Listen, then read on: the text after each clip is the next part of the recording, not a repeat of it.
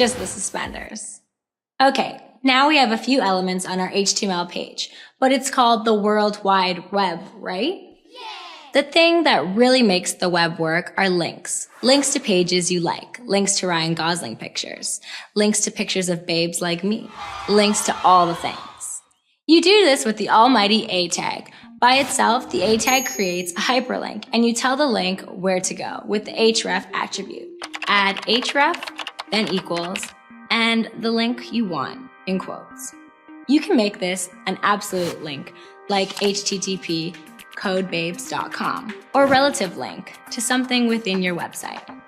Let's say we had another HTML file in our directory. We could link to this with a relative link. So the href attribute would look like href equals page2.html. The browser already knows the HTML file you're viewing is in the website directory. So it looks for page2.html relative to that location. Hence the name relative link.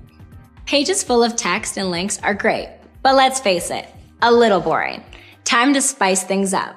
Let's add some images. You wouldn't be able to look at babes online all day if it weren't for images. To add an image to a website, you need to use the image tag. Image tags are an example of a tag that doesn't have to be closed. Here's what an image tag looks like. The src, or source attribute, lets the browser know where to find the image within your web directory. Or you can specify some other image on the internet if you have its full URL, which would be called an absolute link. Let's open our site folder and add an image directory.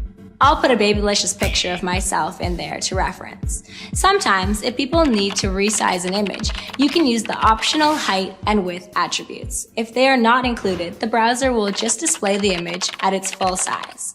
The alt attribute is for accessibility and lets people who are using screen readers or other tools know what the image is about.